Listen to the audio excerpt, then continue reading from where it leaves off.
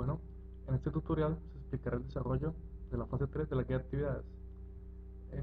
Entonces, en esta parte del trabajo nos dice que nuestro objetivo es, mediante un sensor de temperatura que tenemos como variable de entrada, controlar diferentes variables de salida, las cuales serían el panel de techo, un ventilador 1, un ventilador 2 y un LED de temperatura promedio. Entonces, a partir de esta tabla de valores, bueno, la etapa 1 se ve desarrollada en situaciones previas. Entonces, en esta etapa 2, bueno, tenemos la tabla que nos piden las condiciones con las variables de entrada y nuestras variables de salida.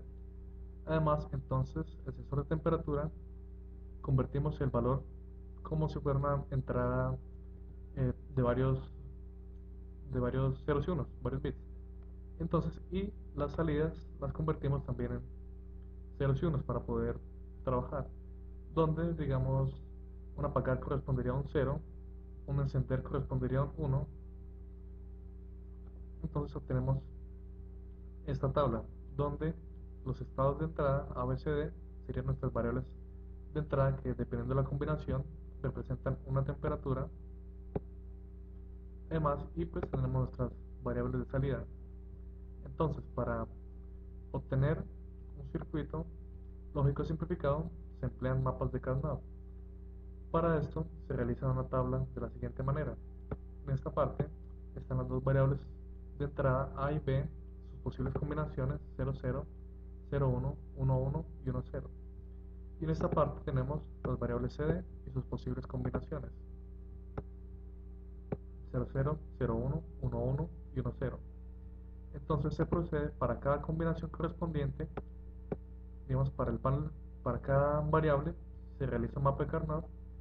Entonces empezamos para el panel de techo. Digamos, en el caso que tenemos 0, 0, en esa condición, ¿qué valor tendríamos como tal? Miramos nuestro mapa, tenemos que para panel de techo, en esas condiciones de entrada 0, 0, tenemos un valor 0, el cual está aquí representado. Posteriormente, realizamos lo mismo con las demás variables. 0, 0, observamos que todas las variables variables de salida tendrán un valor de 0, que es lo que se representa en estos mapas.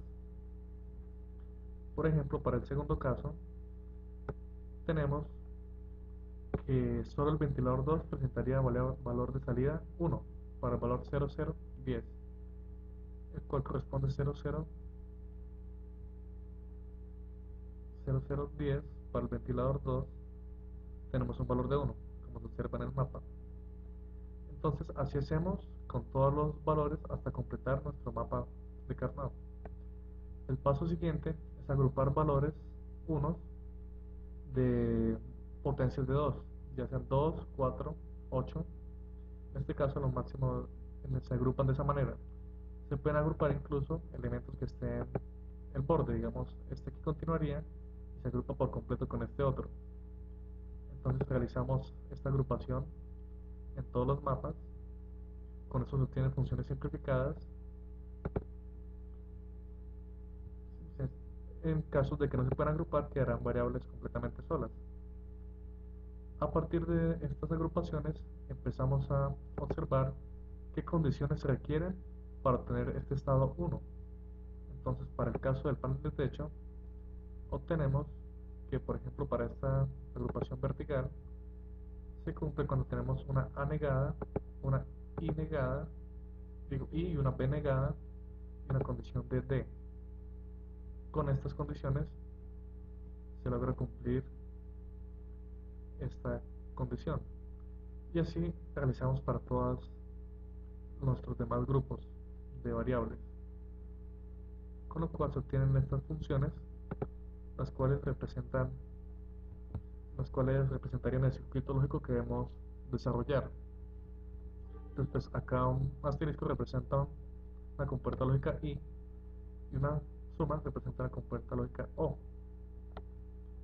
Entonces realizamos el montaje de nuestro circuito en el programa DSSH, pues mediante compuertas lógicas.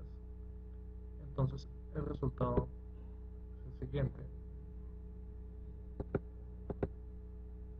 Acá podemos apreciar de manera general que acá tenemos nuestras entradas, perdón, nuestras salidas, panel de techo, ventilador 1, ventilador 2, lente de temperatura.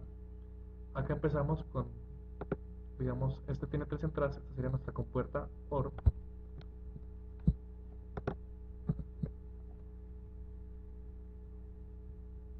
Como hemos observado, el panel de techo tiene, necesitaríamos una compuerta OR de 3 entradas, lo cual se representa aquí, y luego tendría una compuerta I con 3 entradas, en realidad serían 3, las cuales se representan aquí, en estas partes. Y acá representamos nuestras variables de entrada A, acá la negamos, sería A negada, B, B negada, C negada, D y D negada. Y aquí prolongamos para hacer la misma continuación, para que nos quede nuestro diagrama ordenado. Y se realiza la correspondiente conexión. Por ejemplo, para el primer caso, A negado, entonces observamos esta conexión, llega a la terminal que corresponde a A negado. La siguiente debería llegar a B negado, observamos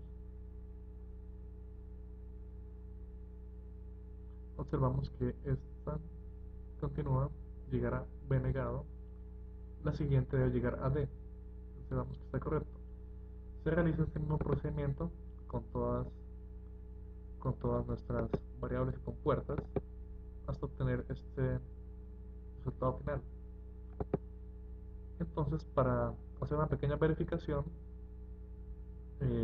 ejecutamos la aplicación, hacemos una simulación, observamos que en el caso, como se ha especificado en la tabla, en el caso de las 4 variables fueran 0, no tenemos ninguna salida. Por ejemplo, para el caso de 30 grados, que sería un 1, activamos el A, tendríamos ventilador 1 activado y LED de temperatura. Observamos que efectivamente esas son nuestras variables activas, ventilador 1 y LED de temperatura. Verificamos con otro valor, quizás el de 50, para el cual tenemos el de no más activo,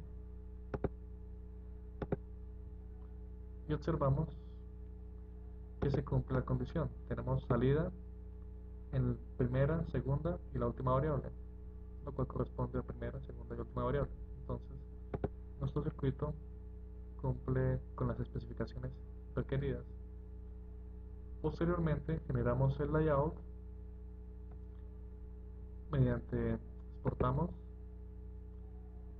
creamos un Verilog file y mediante el software Mircowin lo importamos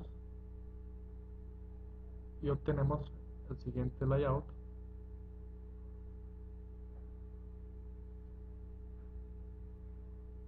el cual sería el que se emplearía para la fabricación física de nuestro circuito. Bueno, y todo eso era la correspondiente a la fase 3 de este proyecto.